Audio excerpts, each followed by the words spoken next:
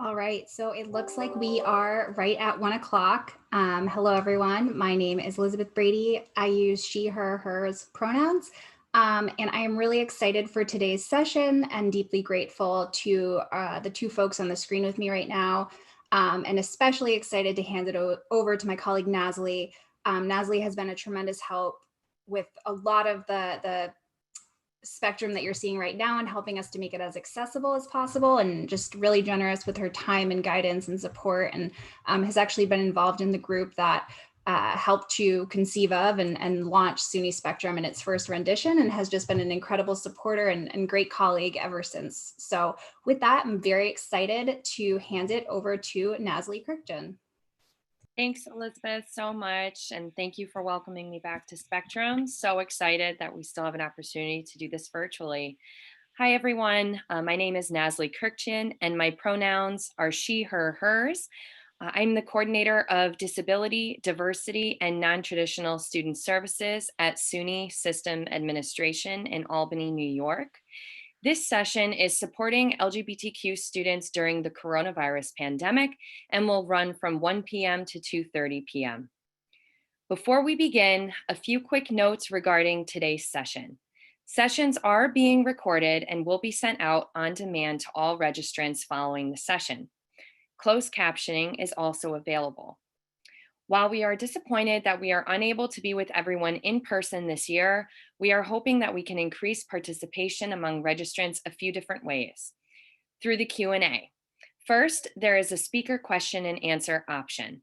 During the presentation, submit your questions here and we will share them with the presenter.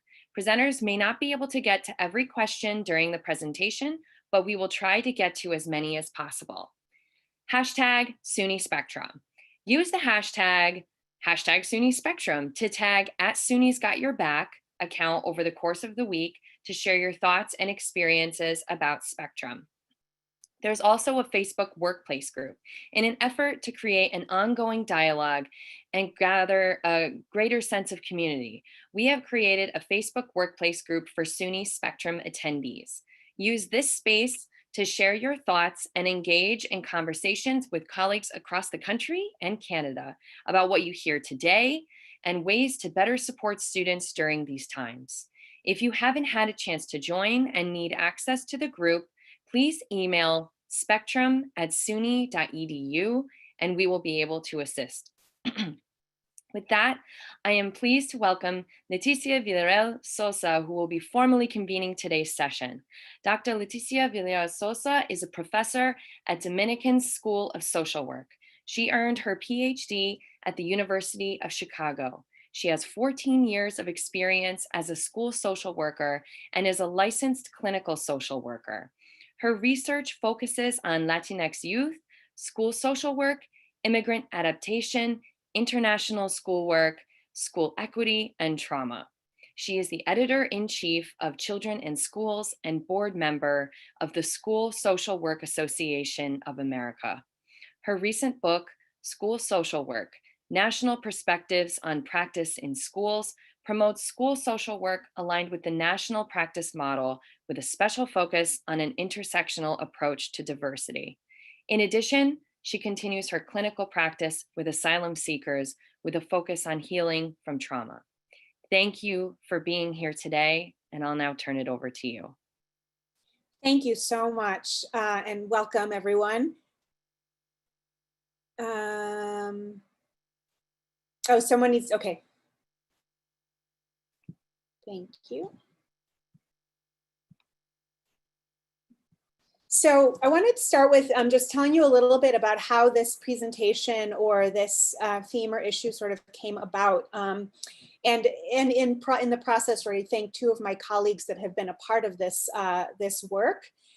So Vince Pompey is the HRC director for the Youth Wellbeing Program, as well as Christy McCoy, who's the president-elect of the School Social Work Association of America. And so this really came about because of the demand, right, and the need. So we were seeing both an increase in youth using the crisis resources and hotlines during the pandemic as a result of the pandemic and several of the issues that I'm going to discuss, as well as other professionals really asking for resources, right, and how to support LGBTQ youth in times of the pandemic.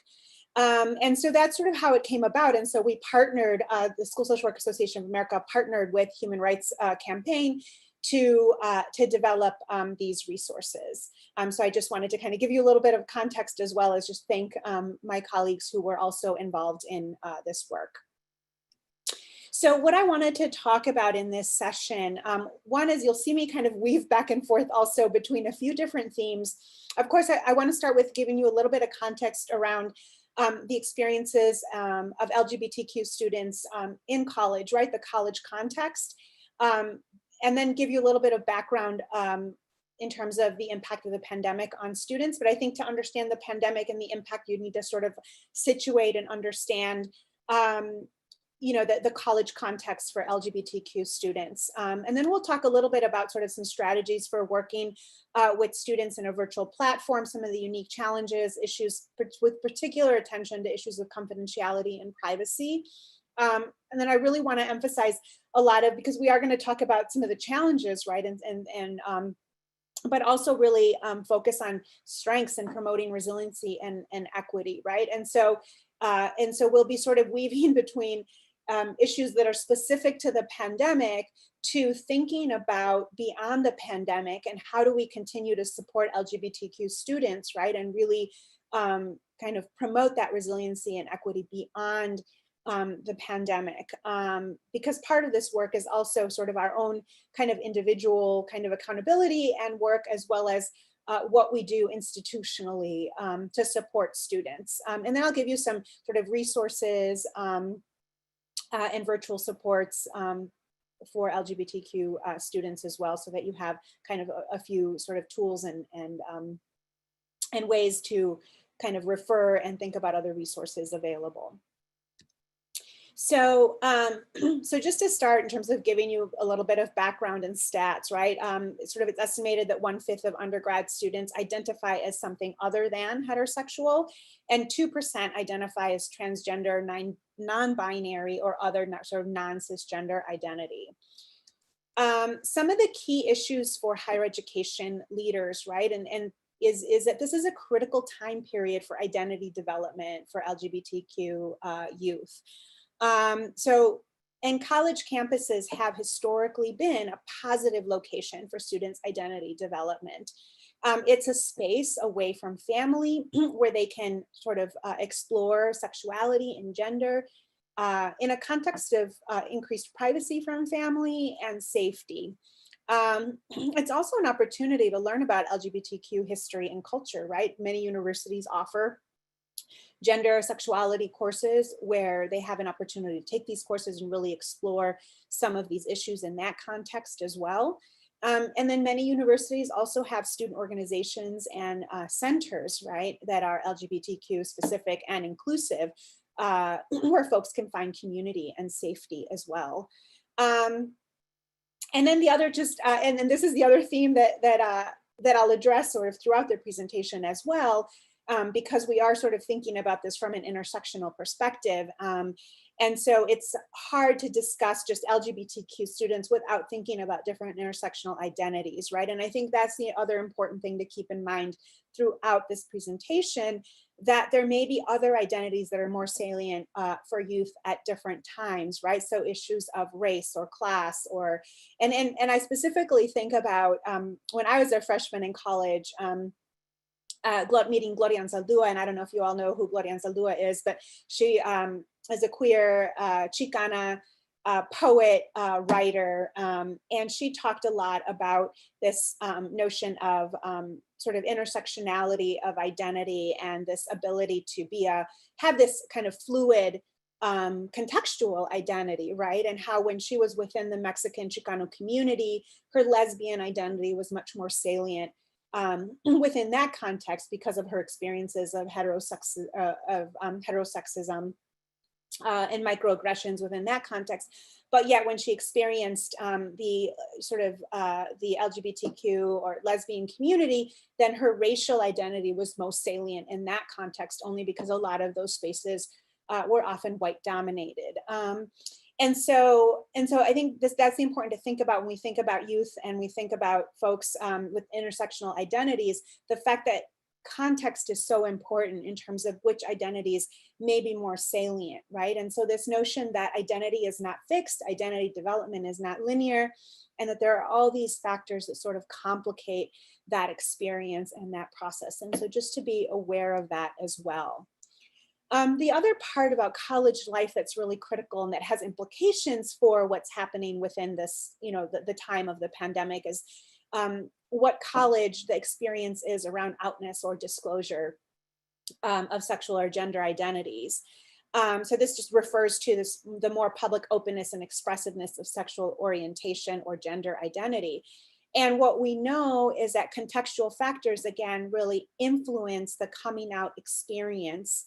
And that includes, right, having to assess and think about the perceived risk of either physical or emotional harm, things like rejection from family or friends or even faculty members, and combining sort of that assessment of risk with the potential sort of benefits of being out. And again, this may differ based on racial identities. So there tends to be lower levels of being out among people of color, but no difference in perceived heterosexist stigma, internalized homophobia, or concealment of sexual orientation. And I just want to say this again because, and we'll sort of discuss this throughout, but to challenge any assumptions or notions that you might also have about communities of color and differences in level of sort of homophobia or heterosexism, right? Because I think often, particularly with the Latinx community, there are these assumptions of machismo and, and I always say like, all you have to do is look at our current political system, right? And back when, even when George Bush was president, right? To the folks that we have in power now, and think about how extreme, right? That machismo or that, heterosexism or homophobia is, or racism or whatever, within those leaders, right? And so to sort of think about a particular ethnic or racial community and somehow associate that community with higher levels of gender oppression or heterosexism, is, we just have to question that, right? And think about that. And so some of the differences, right, in folks of color and their ability to be out may not necessarily be related inherently to the culture, but more about the experience of multiple oppressions and how they have to navigate these different spaces and environments, right? So there's sort of more to consider, and there's more complexities in that process. So I just, want to sort of make sure that we don't assume that because folks are part of an ethnic or culture or different racial community that somehow there are more, there's sort of more homophobia. Definitely our sort of mainstream white American culture has plenty of sexism and homophobia and machismo. So some of the sort of challenges, of course, of being out are, again, increased sort of family crisis in that moment as families work through that, or heightened discrimination. The benefits, however, are that students experience sort of higher self-esteem, a greater sense of empowerment, improved well-being, and this newly gained sense of courage and resilience, right? And so folks are sort of weighing these kind of things as they're going through this identity development process and this process, right, of making choices or thinking about, being out and when that happens or how that happens. And of course, we're going to talk about issues of mental health as well. And we know that there is this inverse relationship between being out and mental health and suicidal ideation, meaning that when folks are out and the more ability they have to have these spaces where they feel, comfortable and safe, to be out, that decreases, some of the psychological distress and suicidal and risk for suicidal ideation. So ideally, right, that's what we want, is spaces that are safe and are inclusive, where folks can sort of weigh these issues and feel that, that they're in a place where they can, be out and feel safe and experience sort of an inclusive setting. Some other issues in terms of thinking about the higher education context, of course, is campus climate, right? And when we refer to campus climate, we think about, again, feelings of safety, feelings of belonging, and feeling included. And again, a campus climate at a university, at a college level, has improved over time, right, for LGBTQ students. And overall, it is sort of a better, more inclusive environment for many LGBTQ students compared to their high school experiences. But I just want to so we've made this progress, but at the same time, I want to be careful about not assuming that we don't have more work to do, because this progress, of course, is not consistent across institutions. So some institutions, of course, are much farther along in terms of offering the resources and say even inclusive curriculum around LGBTQ issues and themes. The how well we fund those LGBTQ specific resources, the diversity in campus, policies that schools may have, right, where even faculty feel comfortable being out. And that, of course, is a signal and a key for students, right, in terms of their own level of safety and how they perceive the campus climate. And so there's a lot of things that we can sort of do better, and there's some places that, of course, are much farther along in this process than others. So I just want to kind of point that out. And also, students still do report, right, incidents of harassment in classrooms, cyberbullying, and then amplification of racism and sexism combined with homophobic and transphobic harassment. So again, this intersectional experience that some students have as well. But when we address campus climate, right, and we have a campus that feels safe and feels inclusive, that of course can improve or impact learning, persistence, and mental health, right? So LGBTQ students are much more likely to persist and complete their college education if the environment, of course, is inclusive and feels safe. And this context, so back to the issue of being out, right, and the potential benefits of being out in terms of mental health and empowerment and strength and resilience, this campus climate can impact, whether or not students feel they can be out and that it's a safe enough place to do that. And so there needs to be these supportive spaces within the campus. But not only that, but again, and I'm going to go back to this theme of the larger campus community. So while we can create these more supportive, smaller kind of spaces that are LGBTQ specific, we have to continue to address the larger community, because in some universities, this larger community can feel less accepting, right? So you have this sort of space that you can go to and be affirmed, but we also need to look at how does the larger campus climate feel, right?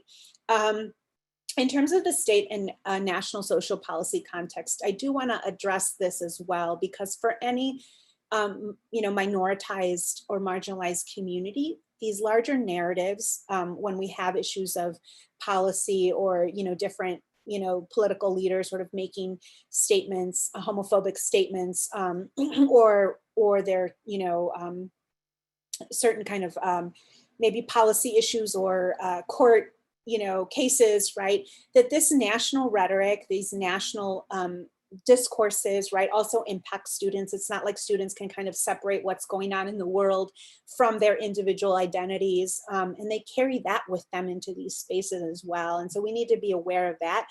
And I'll sort of touch on that a little bit more later when we talk about issues of trauma and identity trauma. So the pandemic, of course, during the coronavirus pandemic, you have instances and situations where those supporting LGBTQ students, such as mental health staff and other support staff or faculty, right, at universities, continue to provide those essential services. But what's happened is that we've had to be a lot more creative and thinking about how, kind of what new strategies do we need? What do we need to think about? And what new opportunities can we provide to support and affirm LGBTQ students in these innovative and creative ways, right? And this is especially critical when they live in unsupportive environments, right? So we know with closing of college campuses, many students have had to go back home to families, that may not be as supportive, or where students may not be out with their family members. So the focus here is to discuss considerations for working with LGBTQ students in virtual environments, and how to mitigate some of these challenges amid the social distancing. So many, again, and it's just combining this with this college sort of university context, right?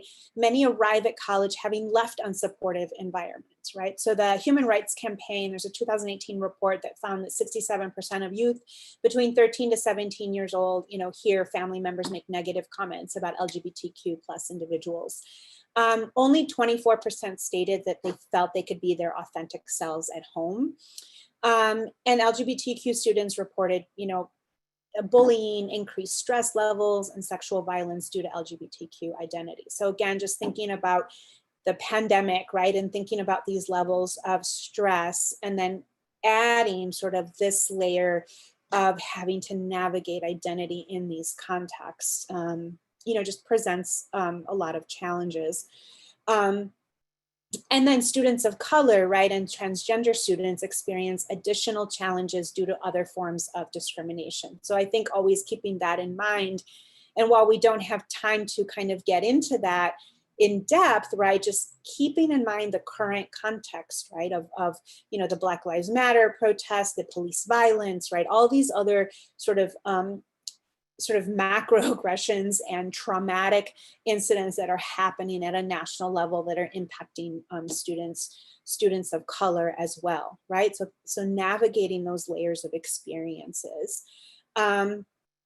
And again, LGBTQ students felt a stronger sense of inclusion and safety in college compared to high school. So again, sort of these changes, right, of here students arrive in these at college campuses, they have a particular experience and are beginning to explore their identities potentially, and having the space to do that. And then all of a sudden, having to go back to these environments that they've left, right, where they've experienced less inclusion and increased sort of harassment and bullying and stress levels.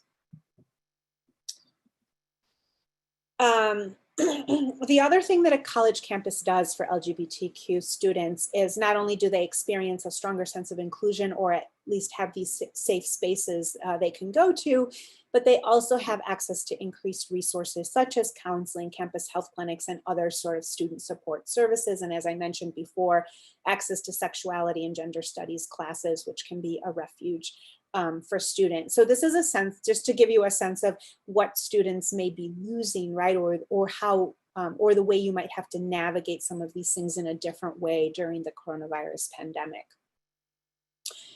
I want to address issues of mental health challenges as well. And again, because LGBTQ students are at higher risk in terms of experiencing mental health challenges. And there are some factors, as I mentioned before, within the college context that can help mitigate those things, like, having inclusive and safe environments and being able to be out to more people. But so some of the statistics around this are that, again, that HRC 2018 report stated that 77% of LGBTQ youth reported that they felt down or depressed in the past week. Again, so this is a really high incidence of, these type of sort of psychological distress. And you'll see that I'm very careful about, I don't want to, with issues of mental health, particularly when we think about this larger sort of national context that is unsupportive in general, and what happens when we have those larger national contexts for both communities of color, LGBTQ youth, right? These marginalized communities or minoritized communities, these can be really traumatic and impact people's mental health, right? And I just want to be careful about how we label it, because we don't want to sort of, being a clinical social worker, right? We want to understand the social context and how that impacts individuals, and that it's not that there's something wrong with their brain, right? It's sort of this cultural national context that can impact, psychological distress, right? So I'm hesitant, and I want to make sure that we move away from sort of pathologizing some of these responses, which are very normal given the types of identity trauma that youth may be experiencing in this context. And so I try to stay away from any sort of kind of mental health label and talk about it more as psychological distress. And acknowledging that sort of larger identity trauma. So going virtual, of course, has meant halting some of the progress that students have made on campus. And what I mean by that is that, again, this is a time when students are able to explore their identity and go through this sort of identity development process in young adulthood, right? Particularly around their LGBTQ identity, and have these spaces where they can begin to make progress and explore that, as well as, coming into their own kind of voices and being more assertive and feeling more empowered, right? And then all of a sudden they're thrown into this previous context that I mentioned, with potentially, unsupportive family environments. And I also want to I'll talk to that issue a little bit later too, but again, that's not all families, right? But these contexts where they lose, right, some of these affirming spaces that they may have had, and then, or even some of the services, right, the counseling services they may have had where they're able to do some of this work. And I also just kind of, want to acknowledge as well, which I'm going to speak to later, that many LGBTQ students feel unsafe or uncomfortable even discussing LGBTQ issues with mental health providers, because we're often not actually trained, right, or even comfortable ourselves, or haven't done that work ourselves to be able to address these issues. And so I think that's just important to keep in mind too, right, that while there's these sort of challenges, we need to be mindful about our own responsibility and work. And again, I'll speak to that a little bit later. But also, the social distancing, right? And that impacts for anyone, right, during this time, psychological and mental health, right, and psychological well-being. So social distancing, but particularly for LGBTQ youth, right, decreases that access to positive social interactions, and increases then potentially the likelihood of these negative social interactions that I spoke about before, right? So for LGBTQ youth and young people, these social connections do buffer that stress, right? So I talked a little bit about those stats about how many report, stress. And so they buffer that and they improve well-being. And for LGBTQ youth, if you look at sort of some of the ways that we address issues of, sort of prevention and address the increased risk of suicidal ideation, one of the main ways to combat that or to address that are social connections. And that's such an important part of suicide prevention for LGBTQ youth, right? So that has implications now that we think about social distancing and what that means for young people, for LGBTQ young people. This is a student, a quote from a student who said, "My support system was mostly at school, and now I'm quarantined with family members who don't accept who I really am," right? So what can happen is this profound sense of isolation when they cannot be out at home or family members are unsupportive. And even when family is supportive, the loss of in-person contact with affirming peers and community that validates identity can be difficult to replace. And so again, it doesn't always have to be that families are necessarily unsupportive. It's just the loss of these campus spaces, right? Where identity is affirmed and you can be in community with other peers. And of course, when college campuses closed in March, many LGBTQ students had to return home. And for some, an unsupportive space sort of was not a safe option. So so again, LGBTQ already are at higher risk of homelessness and those kinds of issues, right? And then this just complicates it more, or the kinds of decisions that students are faced with, right? So this particular student who felt like he didn't want to go home because of the unsupportive space he was going to go home to, but at the same time was weighing that against the social isolation of ending up being one of the few students who remain on campus, but then with the social distancing, still losing some of that in-person support, right? They had to weigh, is the social isolation of what the campus community is like if I stay here?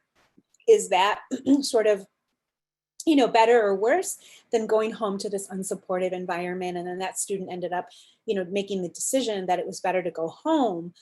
But then as the pandemic and the need for social distancing and all that sort of went on, right? The realization of, oh my gosh, this is long-term, right? And then dealing with the psychological impact of that, right? Of navigating that experience. So these are not easy decisions, right? So it's not an easy decision to just say, okay, well, let's provide resources for students on campus for them to stay on campus in dorms, but then what is that going to look like? And what kind of access do they have then in that context to community and social connection? So those are all important things to sort of think about. And again, right, a loss of key resources for mental health and well-being with the closing of campuses. Then, here, as I mentioned before, and the reason I started with talking about the importance of identity development and navigating that in the college context is because then the other sort of part of this impact of the pandemic is the stress of going back into the closet at home, right? So not being able to be out at home or being thrown into having to make that decision before being ready, right, to be out. But again, right, that creates a stress in and of itself, because now you have this sort of identity experience of vacillating between being out with friends and classmates that you're connected with through college, while having to sort of hide that identity in your hometown, right? So again, like for example, some students who maybe went home to communities in Kansas, right, or other areas that are less supportive. And then that creates this sort of stressful sort of limbo, right, of having to navigate these different spaces. And again, as I mentioned before, students being thrust into this decision before it being planned already, if they decide then that it's too much to handle this kind of, dissonance between how they're handling their identity at home and in college, and and what that means for them, and then having to go through this sort of immediate family crisis of coming out, and then what kinds of resources are available to them and their families in that context. The other important piece that we often don't think about, right, is, or that faculty have to be aware of, is say that, that families, right, that people might not have privacy in their homes, in terms of that even if somebody is enrolled in a class on, on sexuality or gender, and, families at home can overhear class discussions or see textbooks. And some students may not even sort of have informed, let family know, right, that they are minoring in, sexuality studies or gender studies. And so being at home then can also even impact things like majors or minors that they choose in these areas. So even being mindful about how students have to navigate those things are important. And for commuter students, it's a little bit of a different experience because they're still navigating these different environments. But then for them, again, it's just losing sort of their place to be out and proud with their community on a college campus. So one resource, right, is the Trevor Project, and they focus on LGBTQ youth and mental health services. And again, part of the reason why this sort of these resources in this presentation was developed, because they and the HRC, right, noticed that the number of young people reaching out to crisis services more than doubled since the pandemic began. So this was a very, very stressful time for everyone. And then if you can imagine sort of adding these layers of stress for LGBTQ students, right? It's a lot. It's to manage, right? Particularly when, as college communities, we're sort of figuring out, like, how do we, address the needs of students, and then often the needs of LGBTQ students are lost because, to a certain degree, we're so busy addressing the quote unquote most vulnerable students, right? And then forgetting about this particular population and their risk, right? And in terms of what their needs may be in this process. So other issues in terms of the impact of the pandemic, again, unstable housing, food insecurity, right? Negative healthcare experiences. Those are all issues that are more likely to impact the LGBTQ plus community, even in non-pandemic times. So then again, this just compounds those issues that students already experience, where there's already a risk for these types of factors, right? And then combining that again with intersectional identities and students of color, particularly from communities that are hardest hit by the pandemic. You add, just sort of this other layers of stress as well. Also, the increased stress from lost wages from campus or reduced access to healthcare, and then the unstable living situation. So for a lot of LGBTQ students as well, college is a time where they can gain a little more independence, and losing that is really difficult, right? And again, as I mentioned before, in terms of mental health issues and concerns, depression and suicide are really critical concerns, as it is for the LGBTQ plus community, right? So now you have these disruptions in routines, less ability to sort of be independent from family members, the social distancing and the isolation really exacerbates these issues. So one of the first things, right, that everyone can do is to really anticipate some of these challenges when families are not affirming, right? So checking in with students, and again, like, really be mindful about these virtual platforms, right?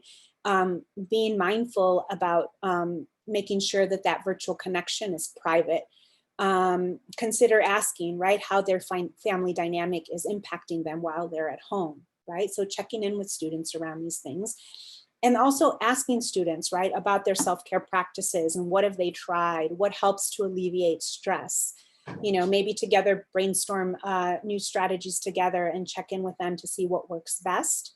And just, for them to know, and making sure, right, that you see them, that you affirm their identity, and affirm that this is a time, this time of social isolation is temporary.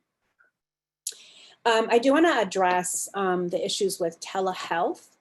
So some of the challenges that have come up with telehealth, even though there was some sort of, kind of it's a double-edged sword, right, with some of the loosening of some of the standards around, for example, HIPAA compliant protocols.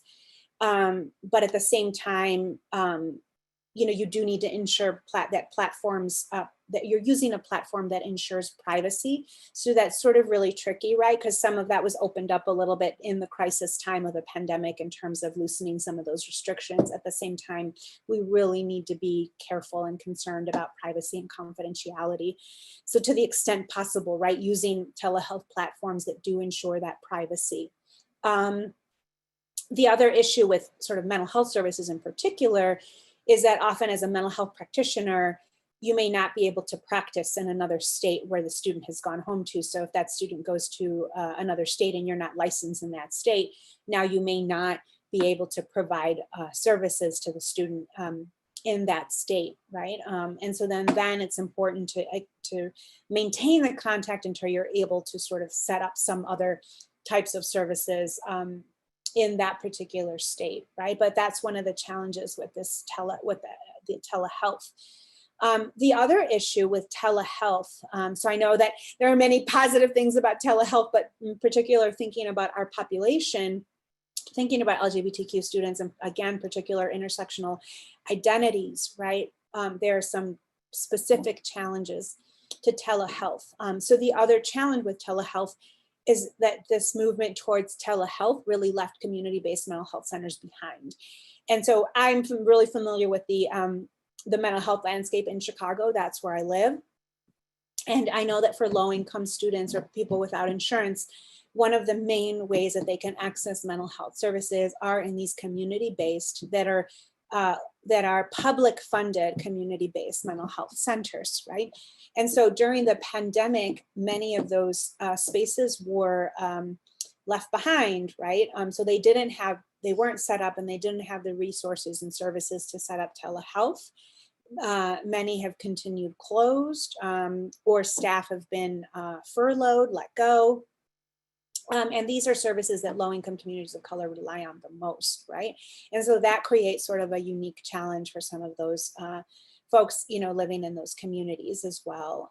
So it's also about finding access to, services, right, that are free or that are low cost for some students.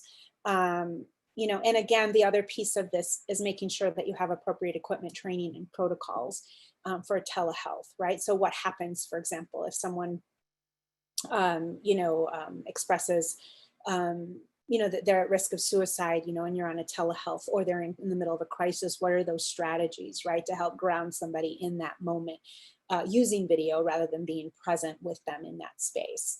The other issue for many students, right, we assume that everyone has internet access, but in some areas, either because of where you live in the country or maybe not having the resources, but students may have a lack of access to high-speed internet or consistent phone services, or may even have computer without video capabilities, right? So I had a director of this transitions program, and I just had a group of students, start in the fall, starting remotely for the summer. And I had to assess, right, send out a quick survey to assess what were their what are their technology needs, right? Did they have computers that work, or do they have cameras? Do they have microphones, right? So assessing that, and then if they didn't, then making sure that I could, leverage Title V funds or other types of funds to be able to help students check out the technology that they need to be able to access not just courses, right, but then access potential other services that they may need. As I mentioned before, right, protecting confidentiality and privacy is super important. And while, again, many students are open about their LGBTQ identity at school, only 21% are out at home. So privacy and confidentiality are critically important. So when you meet virtually, be mindful, right? Consider the risks. Is someone able to listen in? How are you protecting their privacy? And even something like names and pronouns, right? Being sure that the student can, making sure that you give them the opportunity to include the names and pronouns that they want to use during that meeting, because their answers may vary, right? And they may depend on the privacy they do or don't have at home. So their choices might vary depending on that context.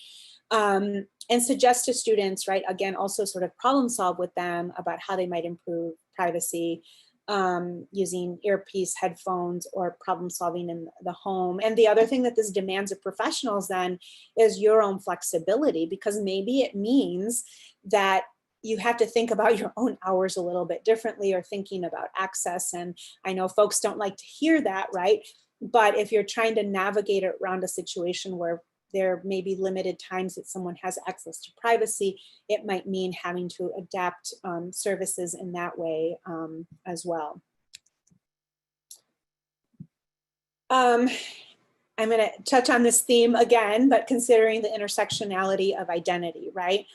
Thinking about students that are navigating undocumented status and their queer identities, right? So again, that complicates the type of services they might have access to, or what their families might be dealing with, right? So something as simple as, when families received that stimulus check, right? Either undocumented students or even undocumented folks, workers, or even folks who were, even US citizens, but, in partnership or married to somebody who was undocumented didn't receive those funds, right? And they don't have access to other types of state level supports and funds as well. So that presents sort of different challenges then that either individuals who are undocumented and thinking about their precariousness also within the labor market and those kinds of issues. I know yesterday you spent some time really talking about, the Black Lives Matter movement and thinking about, LGBTQ folks and the intersection of that, right? So again, just thinking about these multiple forms of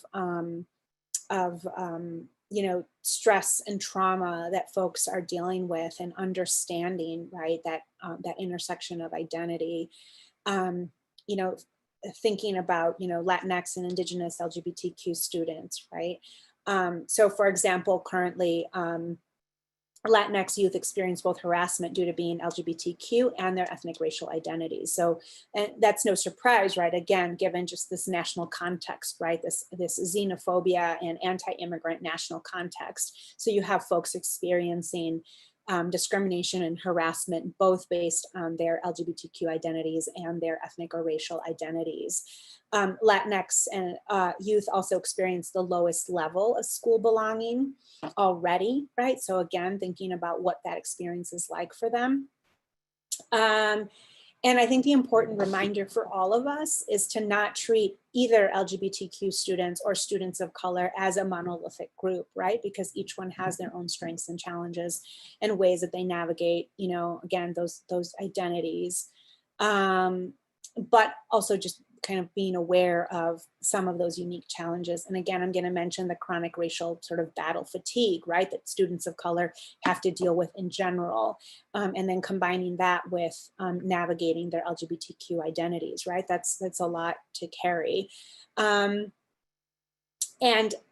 again, as I sort of started with my quote or my experience with Gloria Anzaldúa, right, I think we really have to honor and remember and be critical about understanding that many self-identified LGBTQ organizations or services, right, tend to be grounded in whiteness. And we need to be aware and critical of that as well.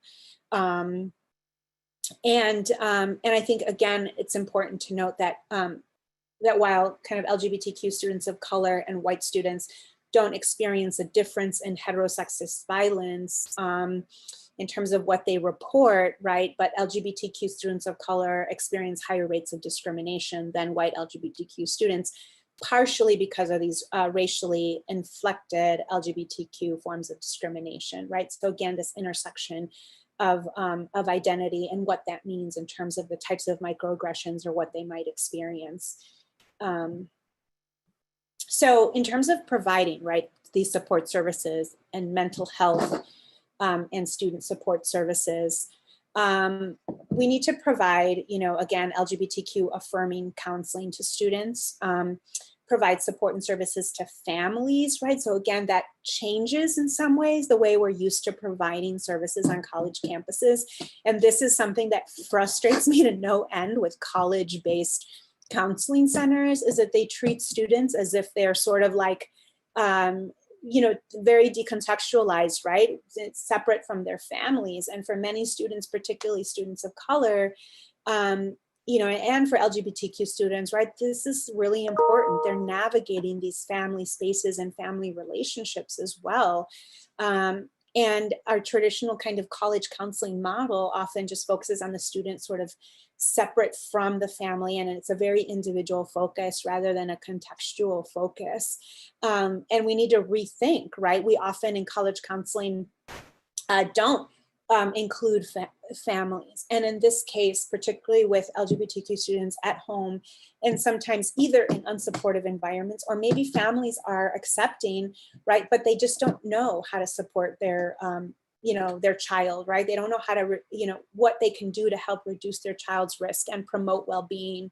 They may not know what resources are available. So it really challenges us as providers at the university level, at the college level, to rethink how we provide student services and to think about it in a more holistic way.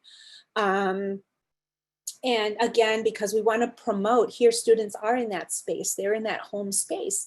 And we know that accepting and supportive behaviors by family members significantly decreases several health risks among LGBTQ young people, right? So that's really important that we think about family and we think about what kinds of interventions or how we might, support youth in their context.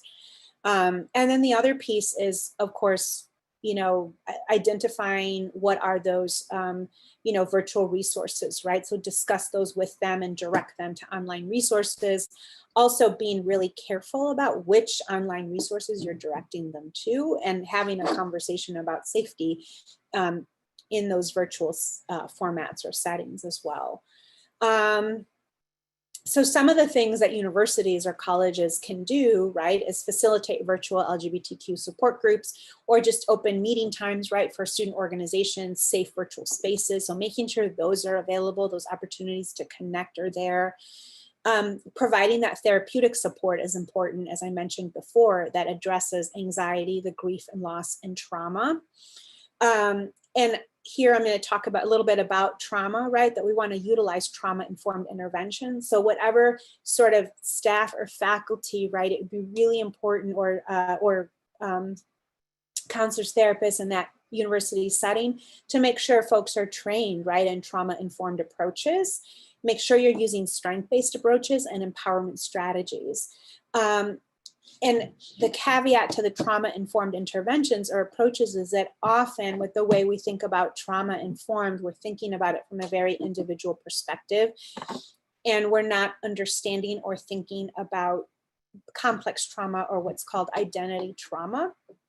And so there are sort of different types of trauma, and identity trauma is this sort of, or it could also be historical trauma, right? So again, when you think about Black Lives Matter, you think about African-American or Black LGBTQ young people, right?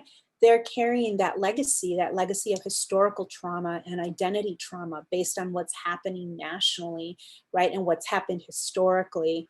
And we need to be prepared for addressing that. And again, that's why it's such a difficult situation when we think about the pandemic and we think about the physical distancing and lack of access to sort of physical spaces and community, because what we know about addressing racialized or group level or identity trauma is that these are sort of forms of trauma that are inflicted on people as a community, right? So when there's sort of national discourse that is in some way homophobic or heterosexist, or, again, sort of the police brutality we see, the George Floyd murder, right? Breonna Taylor, we see this. These are types of trauma that are inflicted on an entire community based on their identity. And so individual work is not sufficient to address these levels of trauma, right? When these levels of trauma happen to a community, healing has to happen in community as well. And so we need to think about ways to do that. And even it could even be in the form of activism. So again, thinking beyond traditional notions of mental health approaches, and thinking about, healing in community and even activism as a form of healing for some folks as well. So being really willing to critique your own learning, right? I always say, and it almost doesn't matter, right? If you have a therapist that is LGBTQ or that is, or that is a person of color, right? Because we've all learned the same methods, right? So you have to kind of decolonize your own learning as a practitioner so that you're able to really provide the space for healing in that way. So we have to be critical of our own approaches and what we've learned and how we understand even, mental health, right? And be really wary of the way we've been taught to understand mental health from this sort of medical model, this, the brain is, the broken brain sort of model, right? Or these individual approaches that don't consider people holistically and their holistic identities. And then also addressing the and assessing, right, basic needs and connecting to community services. So again, if you have a young person who is LGBTQ and undocumented, and they go home to their families, right? Their families may need a lot of support in connection to community resources or addressing those basic needs, right? It's hard for students to learn if they're facing food insecurity in their home. And also kind of using other sort of survey and other research tools such as focus groups or participatory action research. And again, that goes back to the notion of, you know, addressing issues of trauma, right? If this is done in a way that's participatory, that can provide an action or a way to kind of involve, you know, students in that process. So one of the things that I did was this sort of photo voice, you know, experience in a research class, right? And we had students sort of talk about or use photographs as a way to document their own kind of lived experiences during the pandemic, with a focus on social justice and equity. So there are ways that you can even use these things to inform the work, but then also give students a way to participate in this process. And this can provide really critical insights and needs, right, for the way that we construct services and the experiences of, you know, and understand their experiences and inform policies and practices.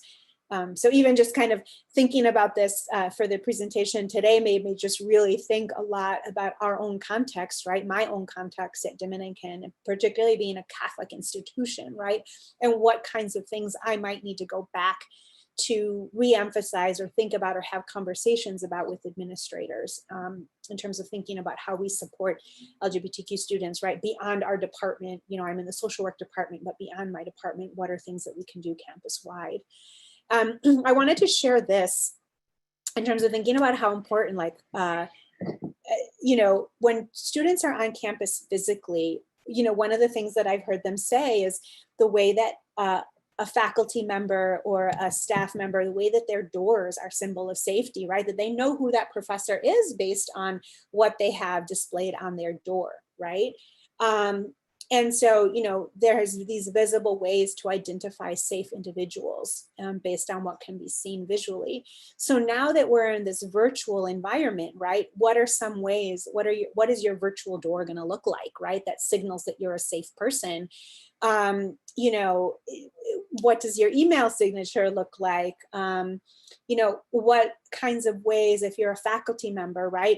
What kinds of ways are you providing a space or a way for students to be able to kind of check in with you or talk about other things that they're concerned about, right? So there's an example of this faculty member who very intentionally hangs out 30 to 45 minutes after their virtual class to create a space for students to share what's on their mind, right? So how are you sort of creating spaces to do that?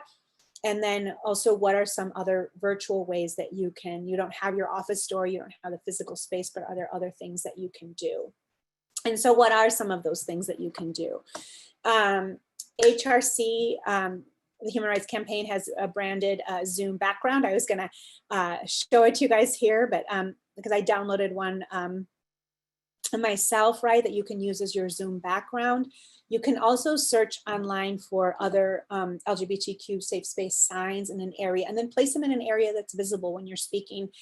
So here, you know, you can see I'm not in my own space here, I'm in a borrowed space, but all white walls, right? So thinking about in your spaces where you might Zoom, is there something that you can put on your wall that would be visible, right? That students would be able to see. Also, it's important to think about the impact of closures of like the DMVs and Social Security offices. So maybe you had students that were in the process of going through their name changing hearings that were, you know, that were also delayed because of coronavirus. And so do you even know like what your college sort of name changing procedures are, right? And then how can you have that, you know, making sure that you're aware, even given when you think about these virtual platforms, some universities automatically will assign, right, a name for a student on these virtual platforms. And so how can you be sensitive to that and aware of that and making sure there are procedures in place for students to be able to have their preferred name in those spaces, right? And just kind of to be aware of that and making sure that that we honor that as well in this process, especially since students may have been delayed in being able to actually be able to do that because of the pandemic. So other recommendations for college campuses. So you see, I focused on some things that you can individually do. And so I'm going to talk about both the things that you can do in terms of your own direct, experience and interaction with students, but also keep in mind these larger kind of college campus things that we can do to provide inclusive environments for LGBTQ students, right? So we want students to be able to have access to supportive individuals, right? And help maintain safety and provide an authentic outlet or an outlet for them to be able to be their authentic selves. And again, like students talk about how when they're on a college campus, right, they can just go straight to that office or that space that they know, right, is that safe space to hang out or whatever. And so that's gone, right, that ability to sort of just go there to that physical space. So what other spaces and what other supportive individuals are available for folks to do that? Thinking about unemployment is important. So thinking about the pandemic, LGBTQ youth already experience, right, higher rates of unemployment, and that can increase risk of suicide and depression. And so again, we want to make sure, and this is where I'm talking about reconceptualizing how we think about services, right? Because we need to include not only mental health services, but then unemployment resources, and are we addressing those needs as well? And again, I want to advocate for holistic approaches to student services. And so we're really lucky at our university. I've been pushing for this for a long time because I'm a social worker. I'm like, we need a social work approach to campus student services, right? So we have case management, we have who not only help students to navigate on-campus resources, but then help them and their families navigate resources, community resources as well, right? And so I think it's really important to think of ourselves as an extension, and now thinking about how we can connect with folks in other parts of the country, or help folks or facilitate the access to resources in other spaces, which really does complicate things when folks are in other parts of the country and people may have gone home to other spaces that we're not as familiar with. But trying to think about our resources in a different way, in a more holistic way, and not thinking about students in isolation as just the individual student, but in their family and community context. Having housing options for students who cannot return home, right? So that's really critical to think about that. And also to really have those conversations, as I said before, the student who thought maybe, who is weighing, right? Do I stay on campus and experience kind of the social isolation of being one of the few students on campus in this dorm, or do I go home to an unsupportive family environment, and thinking through those decisions. Again, virtual gatherings, support groups, counseling, this being aware and that sensitivity to privacy. And students often have to go to great lengths, right? We can't assume, right, that they can easily access some of these services as well. So an example of a student who wanted to participate in the Lavender, graduation event, and they had to go and sit in their car, or in their closet to be able to safely participate in this event, because it wasn't safe for them to do so at home in an open way. Thinking about what kinds of programming you can continue to do in virtual spaces, right? And then the important thing is to sort of take collective responsibility, right? So while faculty at universities can do a lot, it shouldn't just be faculty members, right? We need to increase and be mindful about the money that we spend on counselors and other support staff. And I know that in many universities, there is a skeleton crew, or they depend on volunteers for LGBTQ specific services. They're often not well funded. And that's even a higher risk now when we think about the financial crisis that some universities are going through now, right? And these services are already on shoestring budgets. So making sure that universities and colleges understand the importance of continuing to invest in these services, particularly in times when they're looking for, ways to cut budgets. And again, thinking about how the pandemic has impacted most vulnerable students, including LGBTQ students. So when universities are thinking about our most vulnerable students, right, making sure that LGBTQ students are included, right, in those conversations about what their needs are and how we can meet those needs. we have to, talk about self-awareness, right? And professional accountability. So if you remember much earlier, I said that many mental health that a lot of LGBTQ youth don't feel comfortable speaking to a counselor, a therapist, right? And that's because most mental health professionals receive very little education or training related to competencies for working with the LGBTQ community. And so that means, right, knowing that we're coming all, and I said decolonizing our practices, right? Decolonizing, unlearning a lot of things that we've learned. And then as well as kind of adding to our knowledge base and our comfort level and making sure that we are accountable for for our own professional development in this area. This is one of the resources. I have this link here for free monthly seminars that are available for professionals on the Human Rights Campaign website. It's a great resource, and they have multiple, even, and on issues of Black Lives Matter and intersectionality. And, there's a lot of really good professional resources there that are free, that are available either to participate in live or to watch them recorded later. So I recommend that as one potential resource. You can get on their list and then get opportunities for this type of professional development. And then the other thing, as I said before, is have a lens that's sort of human rights focused, that focuses on cultural humility, intersectionality, and again, awareness of your own social location and privilege. And I say again, human rights approach, because often our traditional mental health approach is not a human rights based approach, right? It's a very kind of top down kind of, I define for you what's wrong with you, and I'm sort of exaggerating, but it happens in often kind of very subtle ways. And so a human rights approach is much more about sort of empowerment, walking with people, as well as, a cultural humility approach, which I'm gonna, speak to, because I think it's so important versus thinking about cultural competence, right? And I'll tell you why cultural humility is my preferred sort of language or approach, because it focuses on that professional accountability that I mentioned earlier, right? It's about being aware of our own biases, and again, being open to the meaning that is created through interactions with diverse service users. And that's really important, right? These narratives and understanding the connection between the social context and our own interactions and our own sort of biases and social location and privilege. And also, so it's about our own accountability, individual accountability, and it's about institutional accountability. And so we need to be aware of inherent stereotypes, biases in our own institutions or organizations. And how can we become agents of change, right? In terms of addressing those historic patterns of marginalization in institutions. And so you see here, this is the cultural humility model.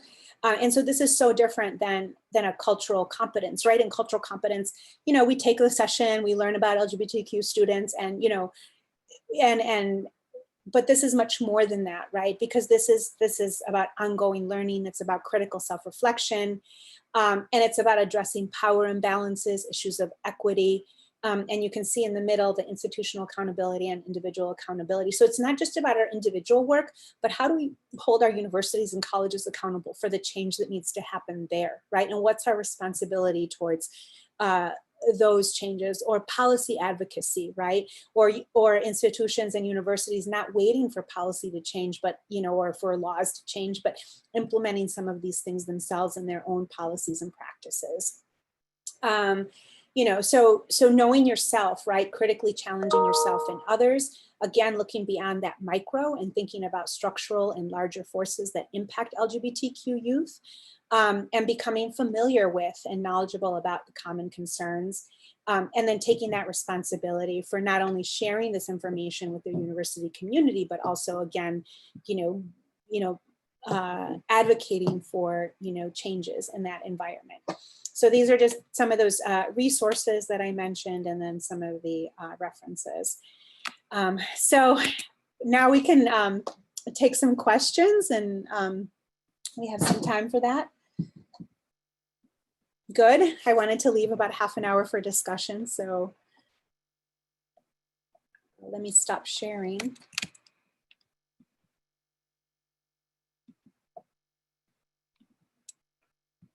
So it's easier for me to see the Q&A box. I can read these aloud for you, or Okay, okay, if you would like. I sure. answered a few questions. So we've had a few comments so far. The first was to thank you for addressing the national, state, and local impact. All three colleges and universities in our city of Tallahassee, Florida, struggle so hard with our students feeling safe on our campuses, but them being harassed at grocery stores, apartment complexes, parks, etc. And another person also said, thank you for the reminder to consider how to support and educate families. That is such a valuable tip. Mhm. And now someone asked, do you have a great resource for counselors to better develop these skills? I found that many counselors are interested in supporting, but don't have the experience or knowledge with LGBTQIA identity, especially when it comes to issues of gender. Sexual orientation seems to be something that campus counselors are more familiar with rather than gender. Yes, and I think, and one really good place to start, as I mentioned, was that human rights campaign and their professional development activities that they have. Those are really great. You can get on there. You can, enter your email there, and you get notices whenever they have events. I know somebody asked above to provide the link in the chat, and I'm wondering which link specifically they were talking about, but that's one link that I can certainly put in the chat, because it's a very good resource. Yes, It's a really good place to start, and they're free, right? I did post it. Oh, okay, good. Hopefully the participants can see the answer to the link. Do you have resources to learn more about identity trauma and how to quote unquote treat it? From my understanding, it's a very new type of trauma to study. Yes. Um, I so I think it's not necessarily sort of a new type of trauma to study, but I think it's been often, again, in terms of just the mental health sort of training and approaches, we often don't learn about it. So there's a really long history of thinking about identity or historical trauma, right? Focused on, a lot of it is been done with like Holocaust survivors, with indigenous communities, a little bit of work with Mexican communities, and some work with African American or Black communities. But I find it incredibly useful in my own work. And so, I work with, as I mentioned, I work with youth that are young women, right, in their early 20s, that are asylum seekers, and some of them are trans women. But they're from, many of them are from Central America. And so that is something that I think that I have to really keep in mind as I work with them, right? Because of course, thinking about working with that particular population and thinking about, this, again, this larger context, right? And the xenophobic and anti-immigrant context, and what kind of impact that has, right? And when we look at, whenever there's sort of national rhetoric in some way that targets a particular community, whenever there is research done, you see, right, that psychological distress, depression, anxiety increases. And not only that, and but also in terms of levels of hate crimes, right? So this national rhetoric has a very real impact on these communities. So I would say that some beginning resources to begin looking at some good stuff. Some of the best stuff that I've seen on historical trauma actually focuses on Native Americans, on indigenous folks. And that is Maria Yellowhorse Braveheart. And so if you look her up, you can find sort of a lot of resources. And if you ever have an opportunity to take one of her workshops, I would definitely take it, or because it's because you get an opportunity to experientially sort of go through some of the strategies that she does. But I think the biggest theme that we get from some of this work on identity trauma, right, and historical trauma, is to understand the importance of community and connection with others, right, and that our traditional counseling approach of an individual approach is sometimes not enough. So even sometimes, particularly with youth, right, getting involved in activism, even, because that provides community. So sometimes it's not even, it can be in a traditional kind of group setting and thinking about addressing these issues in, in community with other folks. But also in terms of being sort of thinking out of the box and thinking about other ways. And again, activism sometimes can be very empowering, because not only does that connect folks with other members of the same community, right, advocating, you know, for similar issues, but then also, you know, just enhances, right, their resilience, their that connection, and that sense of empowerment and voice. But I think it's so important, and I'm so glad that you know, ask that question, because we as clinicians, right, as therapists, we really need to be aware of that. And often, you know, we want to sort of forget, right, that people, or even in our classrooms, right, that folks come in with every part of their identity and who they are, right, including sort of these macro, like, level aggressions towards their identity and who they are in their communities. And so I think often folks forget, right, that particularly members of particular marginalized communities are not necessarily coming in as an I, but are coming in as a we, right? In terms of collectively what they've experienced in terms of their group level identity. Someone also said, I really liked what you said about working on unemployment and financial issues on our campuses. I've found that even at my large public institution, the resources on employment, financial advising, and so on is sorely lacking. Do you have any suggestions for bolstering these programs and resources? That's a very good question. I think part of what can help now, unfortunately, I don't have specific sort of resources for employment, financial advising, et cetera. But I think in terms of knowing sort of what resources are out there already, but I think that's where sort of a more holistic approach is important, right? And wherever you are, really understanding and connecting with community-based resources can be really helpful.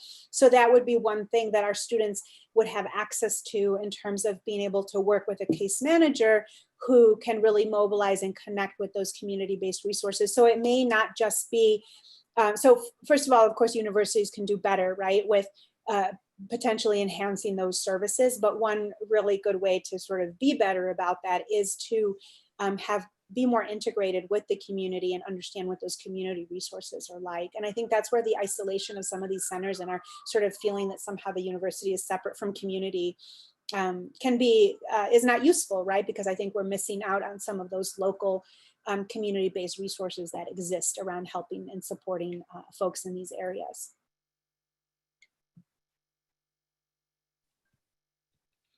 Well, I don't have any more questions or comments shared at this time.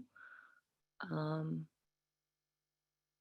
anyone has any other thoughts or questions, please feel free to enter them into the Q&A. Oh, and yeah, and I think I didn't see this, but Hannah, I think, mentioned about the Zoom makes a transcript of all conversations. I think, again, that's really important. Again, just, you know, that mindfulness, right, about confidentiality and privacy, and even thinking about those particular settings as well.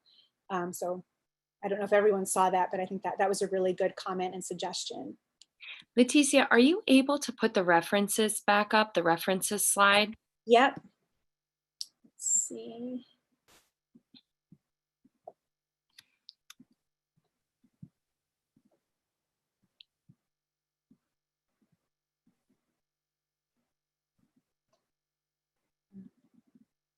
There you go.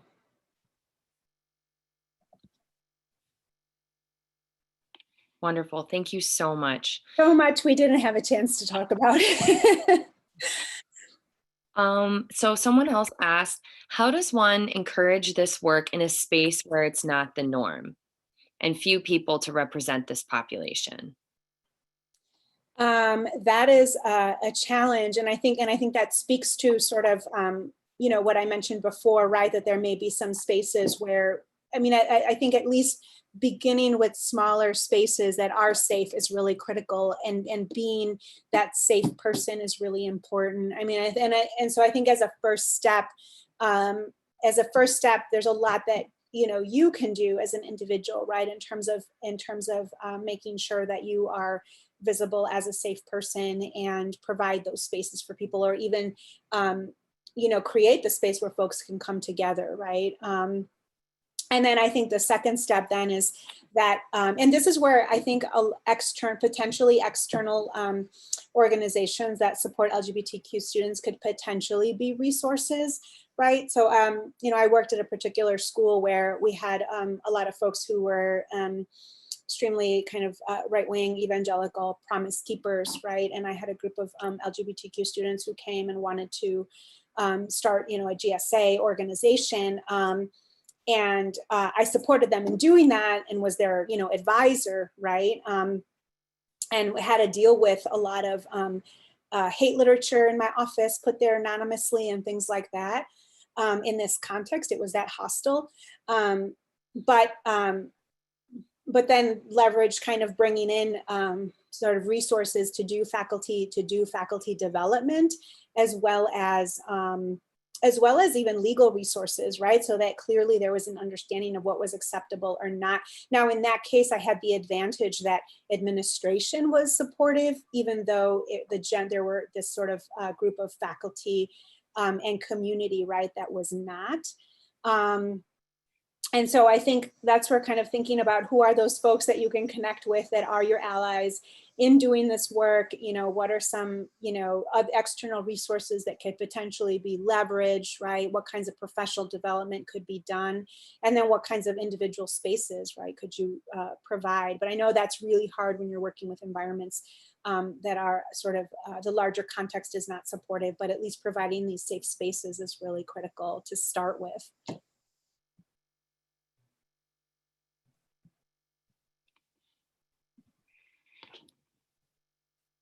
Wonderful. And we have a few people thanking you for your presentation as well.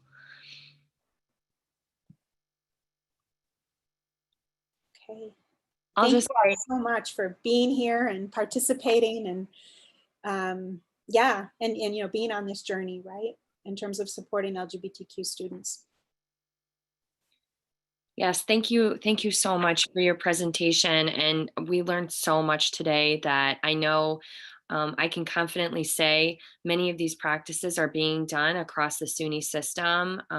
We have some centers and full-time professionals dedicated to this work, but like you said, there's a lot of this work being done on a volunteer basis, and that's obviously not ideal, but given the financial difficulties that we have right now, and for the foreseeable future, I think one of the benefits of the pandemic is the virtual access we have to each other and to build coalition and have spaces together in these remote technologies and such to continue talking in spaces where it is safe, and building community together online so that when we are back in person we can really make some serious movement on the equity and inclusive practices on our campuses, for sure. Oh, there's one more question here. Any suggestions on how to engage the local community in these conversations and how they can be more inclusive? I have worked to get single stall bathroom signs changed and more, and met lots of resistance. I think part of engaging in local community, well, I mean, I think again, it really helps, to have, sort of a group of folks, right, that can really push for some of these changes together. And so I know it's always hard to do this work alone, but I think finding those allies and those people who can really support this work, and then also finding folks who are sort of from privileged identities who can also do the advocacy is really important. And so I would say, I mean, it's really hard stuff, and a lot of it is like grassroots, right? I'm sure, those folks who are sort of doing that work, but then also like, who are those folks that can be allies in that work, and finding those people is really important.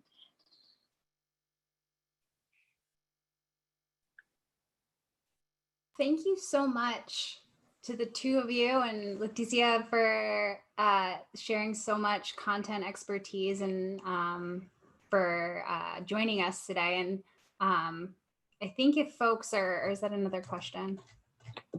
No, just more folks thanking you. That's always my favorite to see in the question and answer, the really positive pieces of feedback. And I'm very grateful to you for joining us today. Thank you, Nazely, for moderating this conversation. And thank you everyone for joining us. Our next session is at 3:30. We're going to be having a conversation with William Eskridge, who will be sharing about his book on marriage equality. So we hope that folks will be able to take a little bit of a break and then come back and join us then. And with that, we'll be able to end a little bit early, or I can just turn my camera off and let folks, if additional questions are filtering in. But I will sign off now. Thank you so much, everyone.